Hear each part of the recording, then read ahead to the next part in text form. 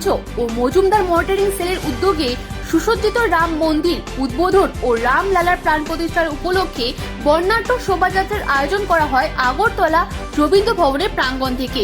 উপস্থিত ছিলেন কেন্দ্রীয় প্রতিমন্ত্রী প্রতিমা ভৌমিক সহ আরো ত্যাগ তিতিক্ষা বলিদান লাখো রাম ভক্তের বলিদানের যে ফল ভগবান রামচন্দ্র মর্যাদা পুরুষোত্তম ভারতবর্ষ নয় গোটা দুনিয়াতে যারা সনাতনী রয়েছেন এবং যারা রামকে মানেন, কারণ রাম আমাদের কেউর ব্যক্তিগত বা কোনো ধর্মপন্থের প্রতীক নয়, সেটা শান্তির প্রতীক, মর্যাদার প্রতীক।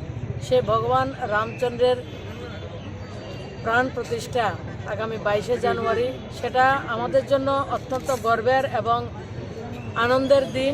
এটা আবেগ ভরা একটা মুহূর্ত আমাদের জন্য, যার জন্য 500 বছরও লড়াই করা হয়েছে, সংগ্রাম করা হয়েছে। অবশেষে দেশের যশস্বী প্রধানমন্ত্রী মাননীয় মোদিজির হাত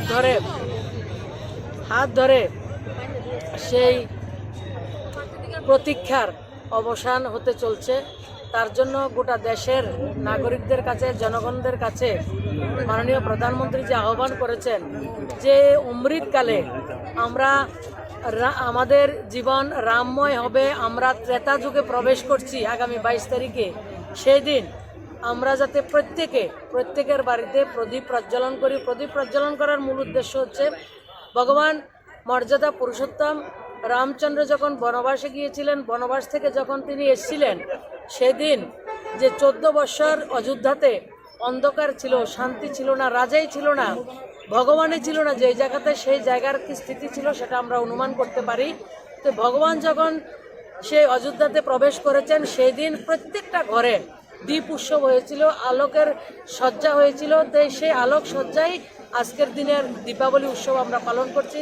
তো মাননীয় প্রধানমন্ত্রীর যে আহ্বান সেটা আমরা করব এবং প্রত্যেকে সন্ধ্যাবেলায় আমরা প্রদীপ প্রজ্বলন করব এবং 22 জানুয়ারি প্রত্যেকে আমরা আমাদের যারা বিভিন্ন মন্দির আমাদের রয়েছে, বিভিন্ন ধরনের আমরা প্রতিষ্ঠান রয়েছে, কেউ রাম ঠাকুরের আশ্রম, কেউ অনুকূলচন্দ্রের আশ্রম রয়েছে, কেউ রামকৃষ্ণ পরমহংসদেব রয়েছে, কোনো জায়গায় আমরা কালী মন্দির রয়েছে, কোনো জায়গাতে আমরা হরি মন্দির রয়েছে, কোনো জায়গাতে আমাদের শিব মন্দির রয়েছে।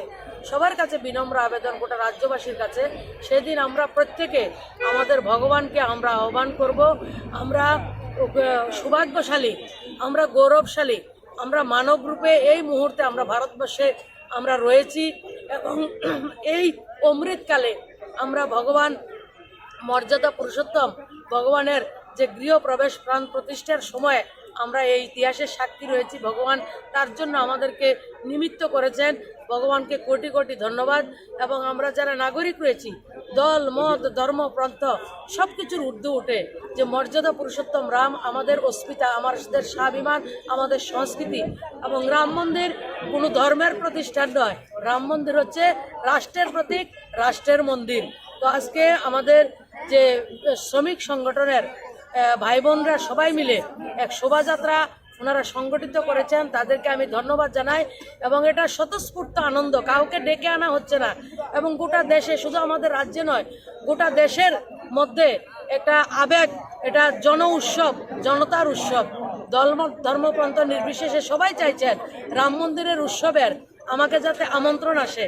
সবাই চাইছেন ধর্মের ঊর্ধ্বে উঠে, দলের ঊর্ধ্বে উঠে যে আমাকে যাতে আমন্ত্রণপত্র আসে এই ইতিহাসের সন্ধিক্ষণে সাক্ষী হওয়ার জন্য।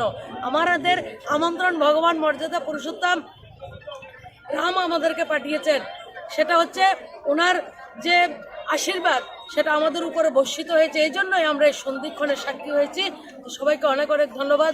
আমার পত্রকার বন্ধুদেরকেও অনেক অনেক ধন্যবাদ। আপনাদের মাধ্যমে মানুষ সব কিছু জানছে। আর যারা আজকে এসছেন এবং আরও যারা ঘরে রয়েছেন সবাইকে বলবো যে 22 তারিখ, 21 তারিখ, 20 তারিখ যতটা সময় রয়েছে আমরা সবাই মিলে সবার সঙ্গে আনন্দ উৎসবের মাতোয়ারা হব, ভগবানের উৎসবে মাতোয়ারা হব।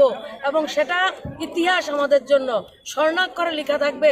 এবং আমাদের মনের মধ্যে যে একটা অনুভূতি, সেটাকে কাউকে বলে বোঝানো যাবে না। আর ব্যক্তিগতভাবে আমি প্রতিমা ভৌমিক সেই আন্দোলনের সঙ্গে যুক্ত ছিলাম এবং সেই আন্দোলনে আমার পরিবারকে আমাকে কি ধরনের অত্যাচার সহ্য করতে হয়েছে, আজকে এটা মনে হচ্ছে এটাই প্রাপ্তি, আর কোনো কিছুর প্রয়োজন নেই। আমার জীবনের সবকিছু প্রাপ্তি রাম মন্দিরের প্রতিষ্ঠা।